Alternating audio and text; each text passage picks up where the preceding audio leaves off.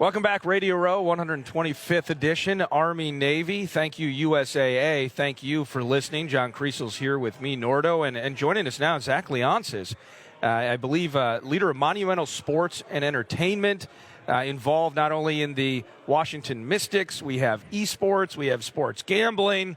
We have all sorts of things to talk about with you, and we really appreciate your time, Zach. But I'm going to start here. Is your connection to this particular weekend and the game being in Washington, D.C.? How fun is this? This is amazing, and I appreciate you guys having me on the show. You know, personally, my grandfather was a proud member of the military. He fought in World War II. He was in the U.S. Navy. He was in the Pacific Theater. And, you know, we've carried on our passion for the armed forces through a lot of the work that we do with our teams here in Washington, D.C. We've got several pillars of importance in terms of our MSC Foundation, and one of them is supporting our veterans. We're big supporters of TAPS, the Tragedy Assistance Program, headed by Bonnie Carroll, helping families who have lost loved ones tragically in the field of battle. We hosted the Army-Navy hockey game last night. We've become very close family friends with General Mark Milley. We're constantly hosting the Joint Chiefs of Staff. Every night we honor a member of the military at both the Capitals game and the Wizards game. So, you know, the military force is obviously such an integral part of the community here in Washington, D.C. We're obviously so lucky to give back and support them. They give so much to us. So as president of Media and New Enterprises for Monumental Sports and Entertainment, what do you do? I mean, it sounds like you're the busy reading your bio. Do you have any free time? I have a family. I have two little girls who are amazing, a 3-year-old and a 1-year-old. So, yes, between my little girls and my job, I am pretty busy these days. I like to say I have the best job in the world. We love what we do. Our teams are really community assets. We operate several. You mentioned the Capitals and the Wizards. We're obviously right in the middle of our regular seasons. We operate several venues. We have a sports network and Monumental Sports Network. Every day presents new challenges, but sports is such an exciting place to work. It's at the intersection of so much change and new trends and new technologies and whatnot. And we're lucky to be and privileged to be part of the great leagues we're a part of. The NBA, the NHL, and the WNBA are certainly ascendant. I focus most of my time on the media side of our business, our new enterprises, esports, some of our equity and debt financing efforts, a lot of our corporate strategy. We're a growing company, and we'd like to grow even faster. I must ask you about esports, and that is, it's this amoebic, it's almost undefined in terms of how I perceive it, where I know that it's growing gaming culture in itself, the age of streaming and all of the various platforms that people can use to connect from a gaming standpoint, and this is obvious, but technology is in the last 20 years has been a big part of that growth. But from an esports standpoint, you mentioned it, you know, whether it's new ventures, it's things that are being elevated. The WNBA seeing growth, and specifically with esports, how has that really become the thing it is? Or if really maybe at a more simple level, can you define for me what it is trying to become or is becoming? From the outside looking in, esports can be very complicated, so you shouldn't be concerned about that or anything. I think when we think about our business, we're really in the community building business. And we've got some obviously very mature brands and teams and leagues like the Washington Wizards and the Washington Capitals, but we also have what I would describe as some growth stocks too. The WNBA is certainly a growth stock. There's never been more attention on women's basketball than there was this past season. Esports is in that same category. And esports has seen some ups and downs, but when you look at different industries in terms of size and scope of revenues, video gaming is bigger and growing faster than home entertainment, box office, music, television combined. The video game industry is just dramatic in size and scale, and the engagement numbers are very impressive. Obviously skewing a younger population, more engineering savvy, technology savvy, affluent. And it's the first live event category that's digital first and linear second. This is a totally different community of interest for us to engage with. They're not traditional sports fans. They would rather socialize online. And, you know, I remember when I used to come home from school, I would turn on AOL Instant Messenger. I'd be messaging and gossiping with friends about the good old days, right? In chat rooms and talk about what happened at school that day.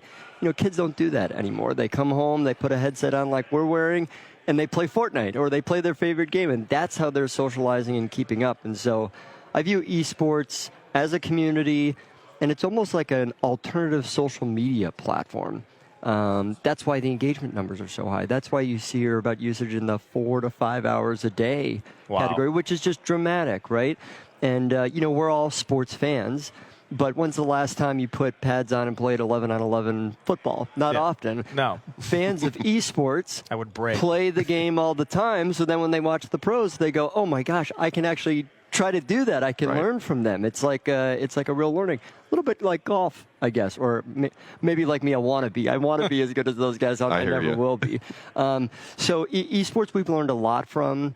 In terms of how digital is really, a future distribution medium. Clearly, that's important to our major leagues.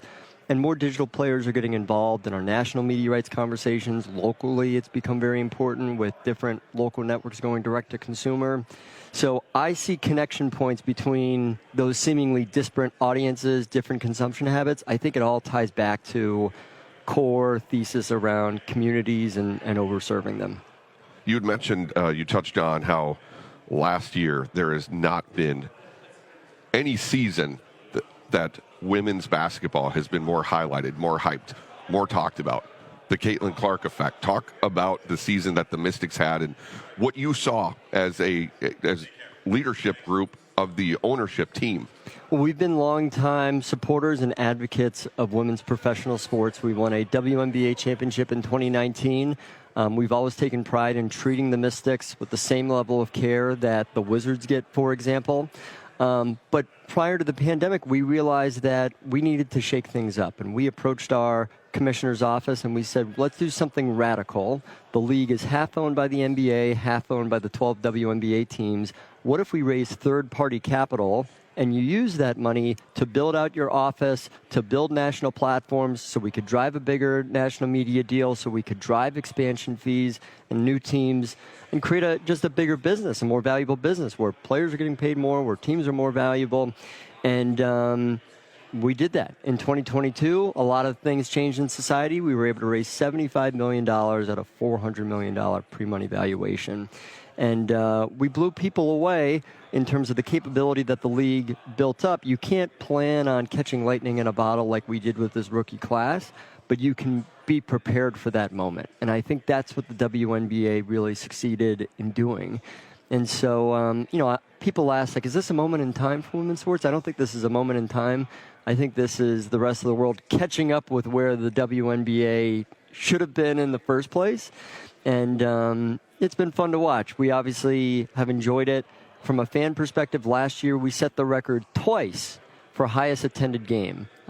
One time in June, one time in September. 20,000 people at Cap One, and then 21,000 people. It's pretty amazing. Is there part of this, too, where I think about it like Major League Soccer over the course of its existence has had a significant amount of trouble, and at one point in the early 2000s maybe even considered folding as a league, and it was really a struggle over eyeballs. So the product on the court certainly different than the NBA, but is there any aspect of this Caitlin Clark absolutely plays into it? The ratings speak to that. But really getting the TV deal done. So you mentioned there's the capital end of it. You're raising outside. You're creating those third-party relationships to invest and help this thing, again, grow and flourish. But how much did it, from a simple standpoint, I didn't have to go find Ion or XYZ obscure channel that's playing mystery television shows, and then, there's a WNBA game. These were on ESPN. These were on the bigger networks. The TV deal had to kind of play in part, I think, some of that growth, too. I think that, when leagues think about their media rights strategy, they have to balance commercialization with accessibility. And that's why the NBA prioritized, they wanted to establish themselves with great linear partners like ESPN, for example, but they also wanted a digital partner a la Amazon. And, Amazon Prime subscriber base now surpasses the number of subscribed cable and satellite households across the United States. That's all those boxes on my front step. That's right. It's more in line with over-the-air distribution that you might have from 4 or 5 networks in your local territory and whatnot.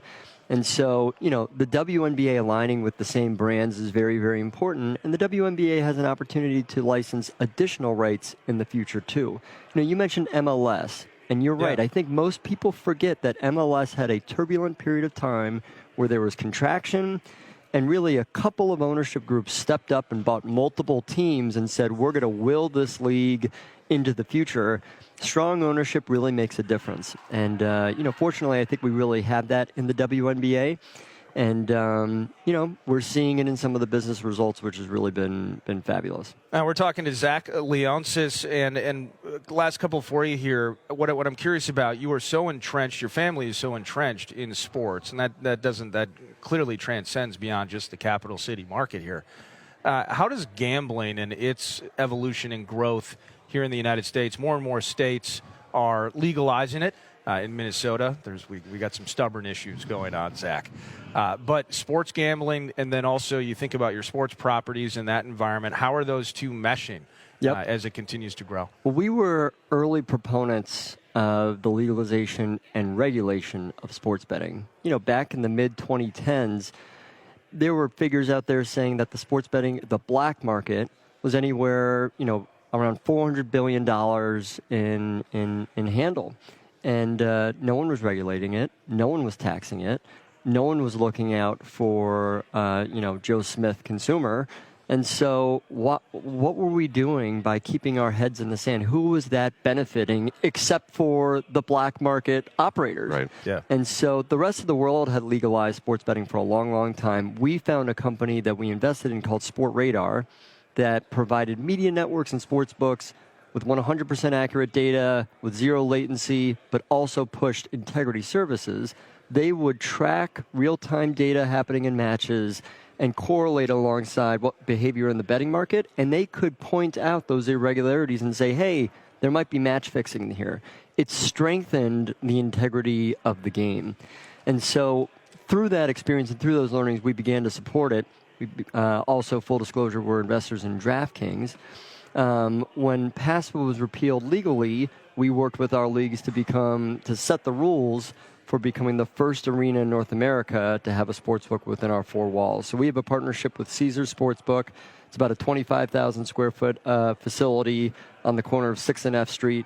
And, in the first year that they operated in 2020, we did almost $250 million in handle out of that facility. It was the only place that you could place a legal sports bet in the entire Mid-Atlantic. And so it is important that if it's done the right way. It's highly regulated. We're locking out problem gamers. It's complimentary. It's opt-in, it's opt-in, not opt-out. And so I think the leagues have done it in a very, very positive and thoughtful way, and we've been followers, obviously, of those league rules. Well, Zach, I can't thank you enough for giving John and I some time here, not only speaking to the work you're doing on the sports side of things, but being the advocates you are for sports gambling, which is really important in our world, and the work you're doing on the nonprofit side. I can't thank you enough. Thank you. Appreciate it. Thanks for having me on, guys. That's Zach Leonsis joining Kriesel and Nordo here. It's Army Radio Row, the 125th edition of the Army Navy, and our Radio Row experience via USAA continues next.